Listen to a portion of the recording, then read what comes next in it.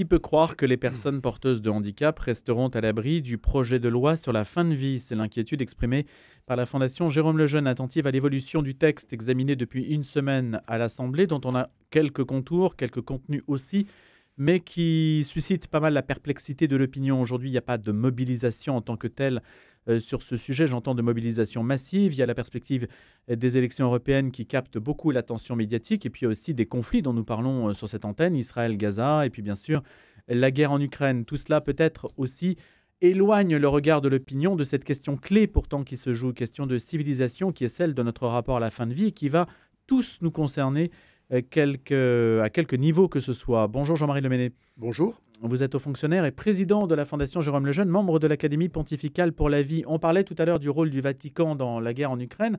Est-ce que le Vatican, vous qui étiez à Rome il y a peu de temps, est aussi attentif à ce qui se passe en France? Très attentif, et d'ailleurs le pape François l'a répété à plusieurs reprises. Il a répété la position de l'Église qui est inchangée depuis très longtemps, depuis toujours d'ailleurs. Il a répété de manière très claire. Donc non, au niveau de l'Église de Rome, il n'y a aucune difficulté de principe sur la condamnation ferme et définitive, que ce soit du suicide assisté ou de l'euthanasie. C'est la même chose d'ailleurs pour la position de l'Église de France sur le fond, bien sûr. Et donc là, tout le monde est aligné. Tout le monde est aligné, en principe, oui. Qu'est-ce qui manque en fait pour qu'il y ait une mobilisation, Jean-Marie Leméné? Est-ce que vous la percevez à votre niveau déjà? Est-ce que vous percevez quelque chose? Et puis j'imagine, s'il y a une présence médiatique de votre part, c'est aussi peut-être pour essayer de susciter un élan. Je pense que ça a été un tel rouleau compresseur de la part de l'exécutif et en particulier de la part du président de la République pour lancer cette affaire-là à la rentrée 2022 avec l'événement de la remise de décorations à Madame Lynn Renaud. Lynn Renaud, et puis après ça, cette promesse républicaine répétée devant le Grand Orient. Enfin, on sent que c'est une demande extrêmement personnelle et pressante de la part du président de la République. Il a suggéré à Agnès Firmin-Le Bodo de porter. C'est elle qui en a été le vecteur principal. Donc avant Catherine Vautrin. Avant Catherine Vautrin. Donc en fait, ça c'est très très fort. Et surtout, je pense qu'on a perdu la bataille avant de l'avoir commencé, puisque on a été tout de suite sur le terrain adversaire, c'est-à-dire sur le terrain de la souffrance, de la douleur, de la dignité, de la liberté, qui est le terrain de la DMD. En fait, on a fait croire que c'était une question médicale et que le suicide assisté ou l'euthanasie allait permettre de répondre à des souffrances insupportables, etc. En fait, non. Je dirais à la limite, pour être même un peu provocateur, c'est à peine une question médicale. Quand vous dites on est allé sur ce terrain, qui est allé sur ce terrain-là qui n'aurait pas dû y aller? Je pense que tout le monde y a été. Les médias y ont été, même l'Église y a été. On a dit, mais c'est vrai qu'il y a quand même des cas où c'est quand même très douloureux. Et on a parlé de la maladie de Charcot et des maladies vraiment qui, dans l'opinion publique, font vraiment très peur. Donc en fait, tout de suite, on a commencé à réagir sur comment on peut faire. Oui, mais il y a quand même des douleurs réfractaires. Et puis il y a des cas où vraiment la personne. Donc en fait, à partir où on est là-dessus, ça veut dire qu'on a déjà accepté le principe de la transgression. Et dès lors qu'on accepte le principe qu'on accepte de détruire le principe du respect de la vie, il n'y a plus de principe, il n'y a plus de limite, il n'y a plus de dérive, il n'y a plus de contrôle. Et on est complètement démunis. Et aujourd'hui, on voit bien que le débat à l'Assemblée nationale, il est très astucieux. Je pense que l'Assemblée nationale, le Parlement tombe dans un piège. Il y a eu un projet de loi qui était très permissif, qui autorisait à la fois l'euthanasie et le suicide assisté, dans des conditions vraiment très libertaires. Et puis après ça, le projet est passé en commission, comme vous l'avez vu, et la commission en a rajouté. Donc c'est encore plus transgressif. Alors maintenant, à l'Assemblée, quand les parlementaires arrivent à revenir au texte d'origine du projet de loi, on a l'impression que c'est une victoire formidable. Alors que finalement, c'est du moins pire, c'est du moindre mal, et c'est quand même très mauvais. Quel est l'aspect, Jean-Marie Leméné, qui vous paraît le plus contestable de ce projet de loi? Tout est contestable. Je pense qu'il n'y a rien de bon dans ce projet. Le fait d'avoir lié dans le même texte à la fois les soins palliatifs et l'euthanasie était une très mauvaise idée. Donc, ça, c'est un mauvais postulat pour vous? C'est un mauvais postulat, il ne fallait pas le faire. D'ailleurs, ça a été dit, c'est vrai, par quelques parlementaires de l'opposition qui l'ont dit dès le début. Mais il y avait évidemment la volonté de mettre les deux dans le même panier, puisque ça permettait aux parlementaires qui étaient favorables aux soins palliatifs de dire on ne peut quand même pas tout rejeter dans ce texte, donc on va quand même voter la partie soins palliatifs. Et, on rentre dans un piège, c'est complètement piégeux, ça. Quand on allie deux choses inconciliables, finalement, c'est une manière de séduire une partie du vote qui ne se serait pas prononcée autrement. Exactement, c'est faire main basse sur le vote, c'est de prendre celui qui vote à l'Assemblée nationale dans un piège. En fait, la question des soins palliatifs, elle est très importante. Et c'est vrai que on répond globalement, enfin l'Église répond, la droite répond, soit palliatif, fraternité. Mais en réalité, c'est surtout un manque de moyens qui est important. Mais on n'a pas besoin de redéfinir un soin palliatif. Et c'est surtout un manque de moyens. Et ces moyens, on ne les aura pas. Il y a un plan à 10 ans, donc on n'en verra pas le bout. Et en revanche, l'euthanasie, c'est ici et maintenant. Il suffit de tenir les engagements financiers, en fait, en termes de moyens sur les soins palliatifs, rien de plus. Normalement, c'est ce qui devrait il faudrait les tenir, être fait. Oui, c'est ce qui devrait être fait. Mais ça coûte très cher. Ça coûte évidemment très cher, beaucoup plus cher que d'autoriser l'euthanasie et le suicide assisté. Et puis surtout, il y a une question qu'on n'aborde jamais, c'est qu'au fond, ça coûte très cher parce qu'il faut prévoir, il faut installer tout ça. Mais surtout, il n'y a plus de médecins. Et là, il y a une démographie médicale qui est très mauvaise dans différentes spécialités, et en particulier la gériatrie et les soins palliatifs. Et donc, on n'aura pas assez de soignants. Quels sont, Jean-Marie Leméné, aujourd'hui vos principaux points d'attention quand vous dites, par exemple, parce que vous êtes quand même extrêmement direct, hein, loin de détruire l'équilibre, l'évolution révèle au contraire une véritable logique du projet de loi qui supprime l'interdit de tuer sans garde-fou, seul garde-fou valable. Donc aujourd'hui, il n'y a plus de garde-fou, estimez-vous. Sur quoi, aujourd'hui, normalement, faites-vous peser la mobilisation? C'est-à-dire, normalement, ça devrait électriser l'opinion et susciter une mobilisation en face. Mais ce n'est pas ce à quoi on assiste. Je pense qu'on a fait peur aux gens avec la souffrance. Et ça fait longtemps qu'on leur fait peur avec la souffrance, avec la douleur. Déjà, avec la loi Leonetti-Claes et Leonetti tout court, on avait fantasmé sur ce slogan « On meurt mal en France ». Je regrette, mais c'est faux. On n'a pas attendu d'ailleurs la loi Leonetti-Claes pour soulager les douleurs. Et l'utilisation de la sédation, y compris de la sédation profonde, pas continue mais profonde, les médecins savent le faire, ils le font très bien. Ils le font avec parcimonie. Et il n'y a pas besoin d'en rajouter. Mais en fait, il y a une telle hantise de la part des gens de mourir, et de mourir mal, et de penser que finalement à l'hôpital on meurt mal, et que les médecins vous font souffrir, que la charge de la preuve est renversée. C'est aux médecins d'essayer de dire mais non, on fait tout ce qu'on peut. Moi, je ne pense pas du tout qu'on meurt mal en France. Je pense qu'on manque de moyens, et surtout que la mort se passe souvent dans des établissements type EHPAD, qui font probablement tout ce qu'ils peuvent, mais qui sont très insuffisants. Et les gens, surtout, meurent mal, ou prétendent mourir mal, ou pensent qu'ils meurent mal, parce qu'ils meurent seuls. Ils meurent dans le désespoir et dans la solitude. Et ça, ce n'est pas une loi sur l'euthanasie qui va régler la question. Après ça, je pense que le véritable problème, il est économique. Personne ne le dit comme ça. Mais on sait très bien que ça coûte très cher. Le système de santé français, il est à plat, il est à genoux. Et la vieillesse qui les menace tous va concerner un nombre très considérable de personnes. Et ça coûte très cher. Et au fond, tout le monde est plus ou moins d'accord pour que ça se termine assez vite pour les personnes âgées. Mais le terrain, les esprits sont quand même préparés par en amont tout un discours qui finalement a imprégné l'opinion, qui est celui on meurt mal, on meurt seul. Donc il faut trouver une issue, et cette issue paraît être celle-ci. Et ça a préparé l'opinion. Il n'y a pas eu de contre-discours à ça. Ce que vous dites, on l'entend relativement peu. Non, il n'y a pas eu de contre-discours parce qu'on a tous peur de la mort. Et puis, au fond, qu'on est préparé à un discours d'autonomie. En fait, on veut être autonome, comme on l'est au début de la vie. Si mon corps m'appartient, ma vie m'appartient, ma mort m'appartient. Et on ne demande pas à une femme des comptes sur mon corps m'appartient. Eh ben, il n'y a pas de raison de demander des comptes aux gens qui disent maman m'appartient. Et au fond, qui sommes-nous pour juger de la détresse des gens qui disent qu'ils veulent mourir parce que la vie est insupportable. Elle est insupportable, et c'est moi qui apprécie qu'elle est insupportable. C'est moi qui le justifie. Alors ça, c'est très fort. Qu'est-ce que vous répondez, ça, Jean-Marie Leméné? Eh bien, en fait, c'est que quand on dit par facilité, tout le monde le reprend en cœur, que c'est une grande rupture anthropologique, moi je ne le pense pas. Ce n'est pas une grande rupture anthropologique. C'est la conséquence d'une grande rupture anthropologique qui date d'il y a 50 ans. À partir du moment où on a dit, finalement, on est maître de la vie, on est maître du début de la vie, eh bien, on doit être maître aussi de la fin de la vie. Et en fait, par rapport à la mort, c'est plus encore que la peur de la mort, je veux dire, c'est le refus que la mort nous surprenne. La mort ne va pas me surprendre, elle ne va pas prendre en traître. C'est moi qui convoque la mort. Et moi, je dis à la mort, c'est ici et maintenant. Et c'est pas tout qui dit. Et c'est cette volonté qui montre que le débat, et à mon avis, le combat et l'enjeu, il est totalement idéologique. Il n'est même pas médical. En fait, il faut parfaire cette volonté d'autonomie, de toute puissance sur la vie, sur la naissance et sur la mort, et considérer la vie comme un matériau à gérer. Mais ça, c'est un peu tard, je dirais, de remonter ce discours-là, de le déconstruire d'une certaine façon. Il y a une œuvre de déconstruction de ce discours-là. Ouais. Et ça, elle arrive, ce travail-là, il est tardif. Il n'a pas été fait. Ou il a été fait dans certains milieux qui mènent ce combat depuis longtemps, mais sans grand écho. C'est tardif, c'est trop tardif, bien sûr. Et vous pesez sur les députés, vous avez le sentiment que vous êtes écouté? quand vous faites valoir un point de vue, J'ai été auditionné au moins 3 ou 4 fois à l'Assemblée il n'y a nationale. pas longtemps, le 24 mai, là, récemment. Récemment par la commission spéciale, présidée par Agnès Firmin-Le Bodo, que je connais bien, qui m'avait demandé d'aller la voir quand elle était au ministère.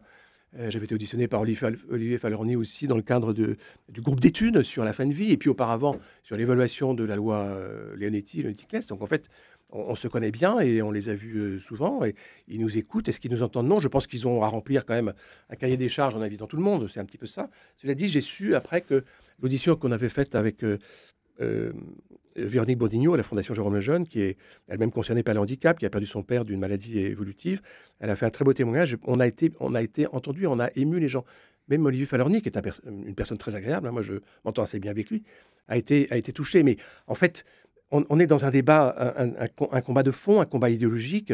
Et on voit bien que même pour Olivier Falorni ou Agnès Firmin-Le Bodo, ce n'est pas tellement la question de la souffrance, de la dignité, de la liberté. Derrière, il y a une feuille de route, et la feuille de route, c'est de faire passer ce texte qui va nous projeter dans une modernité qui est l'idéal, finalement, de cette République finissante. Si vous deviez, Jean-Marie Le Pen, obtenir quelque chose à partir justement d'une négociation qui s'engagerait, quel serait le point d'équilibre maximal que vous pensez pouvoir obtenir si jamais il y avait des concessions de l'autre côté?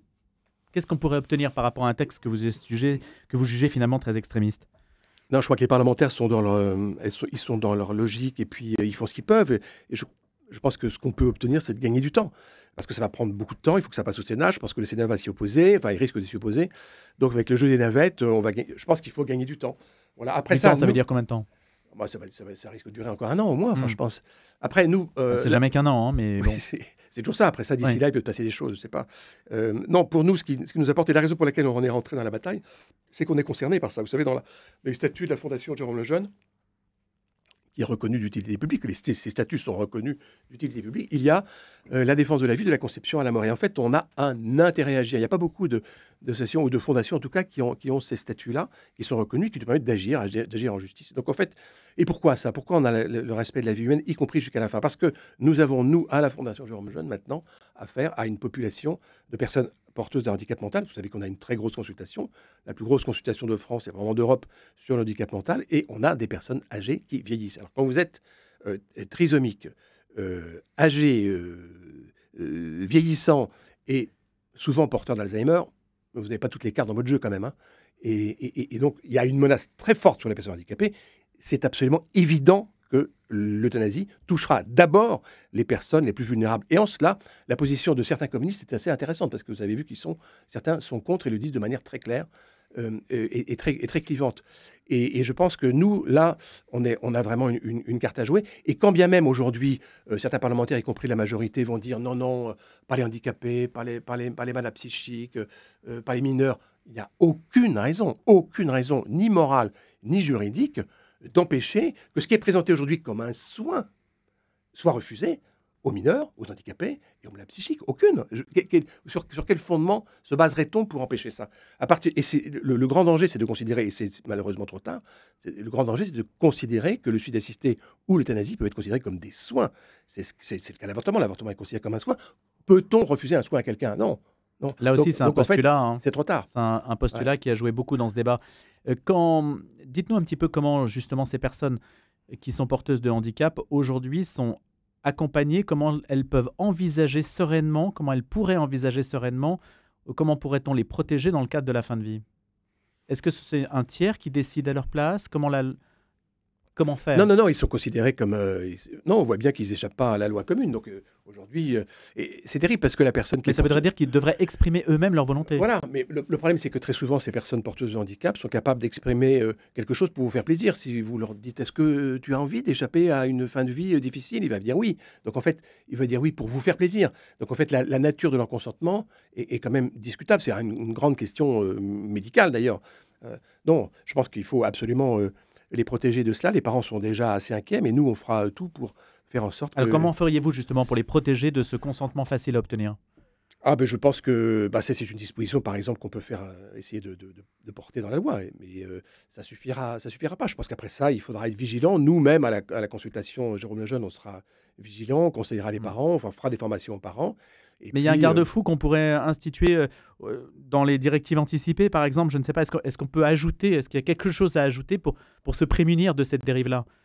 Ah bah, il Qu'est-ce faudra qui est possible de faire? mais malheureusement, non, non, mais on va être rattrapé par la patrouille parce qu'en en fait, on a bien vu que les parlementaires ont essayé d'enlever, des directives anticipées, de ne pas mélanger, l'euthanasie et sudacité dans les directives anticipées. Donc dans les directives anticipées, on n'a pas demandé à être euthanasié. Mais en réalité, ce qui s'est passé avec les directives anticipées et la loi Leonetti, je regrette d'avoir à le rappeler, bah, c'est quand même que la loi Leonetti a permis de mettre un terme à la vie d'une personne qui était handicapée, qui n'était pas en fin de vie, qui ne souffrait pas, qui n'avait rien demandé, qui n'avait pas donné son consentement et qui a été euthanasiée par une sédation profonde et continue, une privation de nourriture et d'alimentation.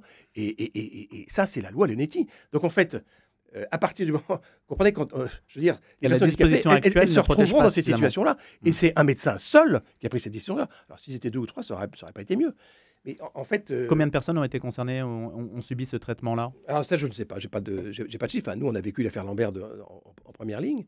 Et donc, en fait, c'est vrai qu'à partir du moment où on a accepté dans la loi Netti, en fait, de pouvoir mettre que la loi puisse mettre un terme à la vie d'une personne, certes handicapée, mais qui n'avait pas donné son consentement et qui n'était pas en fin de vie, on comprend a fortiori que les personnes qui donnent leur consentement et qui sont en fin de vie ont droit à l'euthanasie et à l'eudacité. Je veux dire, alors c'est pour ça que quand je vois M. Sauvé tout d'un coup s'indigner, ou M. Leonetti en disant quand on ouvre la porte, elle est à moitié ouverte, et tout. Je veux dire, qui est-ce qui a ouvert la porte quand même?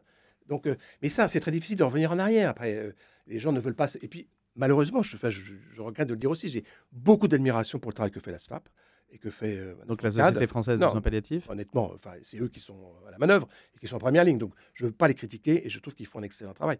Après ça, se référer tout le temps, comme on le fait à la loi Claes-Leonetti, c'est pas génial. Parce que c'était quand même la porte entrouverte. Et vous savez très bien que dans les débats à l'Assemblée, moi j'ai entendu ça plusieurs fois, y compris en commission, beaucoup disent, au fond, la loi Leonetti, elle fait mourir les gens en 15 jours. Nous, si on peut le faire en 1 heure, c'est quand même pas plus mal, au fond. Puisqu'on a accepté le principe que la médecine fasse un acte, la sédation profonde et continue, qui fait que les gens peuvent mourir dans un certain délai. Si ce délai peut être raccourci, écoutez, si on a déjà franchi cette transgression-là, il n'y a pas de raison de ne pas le faire. Donc, en fait, beaucoup des critiques qui ne sont pas toujours justes, mais qui sont portées par l'ADMD pour faire avancer leur dossier sur l'euthanasie, reposent sur une critique de la loi Leonetti-Claes à laquelle je ne suis pas, à laquelle je me joins quelquefois aussi. Elle n'est pas parée de toutes les vertus. Et la solution ne sera pas l'application de la loi Claes-Leonetti. Elle est dans la sagesse millénaire des médecins qui savent, et en tout cas la plus récente maintenant, parce que la médecine a fait beaucoup de progrès en matière de traitement de la douleur. Je pense que les médecins savent effectivement traiter les douleurs, y compris les douleurs réfractaires, et qu'il faut ne rien craindre de la médecine, mais lui rendre la sagesse dont elle a toujours fait preuve pour s'occuper des plus faibles. La carte de l'handiphobie, vous allez la jouer, Jean-Marie Leméné? Ah oui, bien sûr, oui, si on peut retrouver ce Est-ce ce que ça mot. peut créer une forme de sanctuaire autour de votre cause?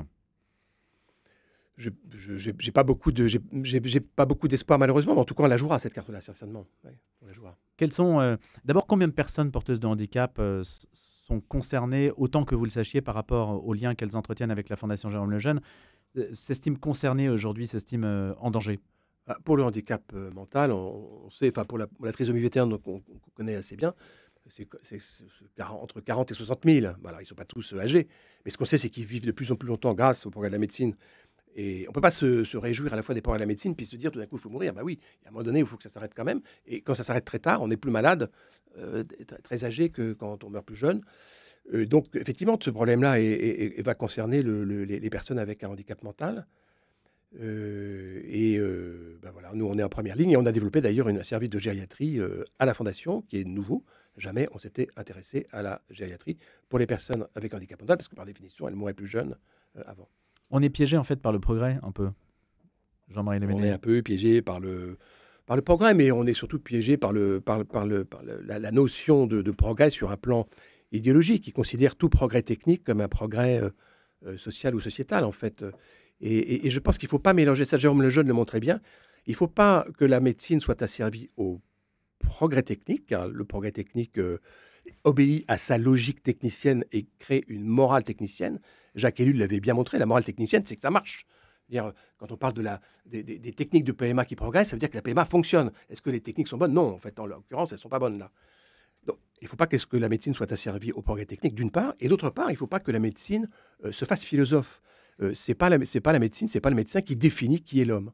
En fait, et aujourd'hui, on voit bien, certains se prêtent à ce jeu en disant, mais finalement, au début de la vie, on n'est pas vraiment un homme, puis à la fin de la vie, on n'est plus tout à fait un homme.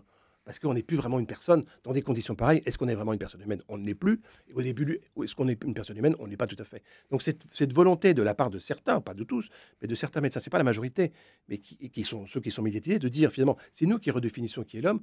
Ils dépassent leur pouvoir. C'est pas à eux de le dire, ça. Voyons. L'utilité des comités d'éthique. Le comité d'éthique étatique, comme disait Jérôme Lejeune, bon, ils sont d'accord sur tout. Il n'y a jamais de problème pour eux. Et Donc ça en sert fait, à rien. toutes les planètes étaient alignées depuis longtemps, en fait, entre le comité d'éthique, les structures participatives des citoyens, etc. Tout le monde a été favorable à une évolution de la loi, en fait. Non, non, malheureusement, le chemin a été tracé, balisé, borné. Alors, ce qui donne de l'espoir, c'est que la bataille va finir et qu'il y a des gens qui se mobilisent quand même. Il y a des signatures importantes qui, tout d'un coup, découvrent que. Mais Il y en a qui voilà. rendent leur Légion d'honneur, qui voudraient la rendre, leur Légion Oui, d'honneur. voilà, c'est ça. Oui, c'est bien. Mais il faut. Voilà, c'est un peu tardif, mais il n'est jamais trop tard pour bien faire.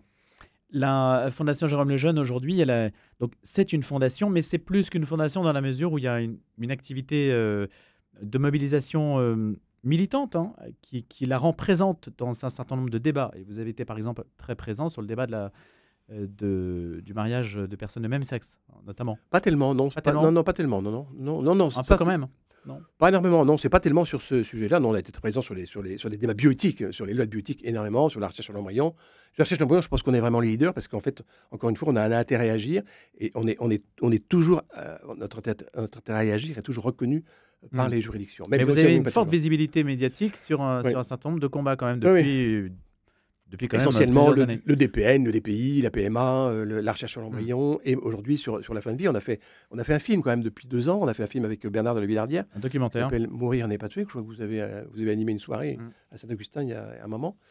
Et donc on a fait 150, on a fait un roadshow en France, on a fait 150 conférences qui ont très bien marché. On a vu des conversions, je veux dire, au sens des gens qui pensaient qu'ils étaient pour l'euthanasie, puis en fait ils se sont dit mais non, il n'y a pas de raison. Et ça, c'est un aspect important médiatiquement, hein, de montrer aussi les personnes, Ouais. les acteurs de terrain. Et c'est pas uniquement religieux, et c'est ouvert à tout Bien le monde. sûr. La morale c'est pas que pour les cathos. Hein. Merci Jean-Marie Leméné, président de la Fondation Jérôme Lejeune. Je vous souhaite une excellente journée.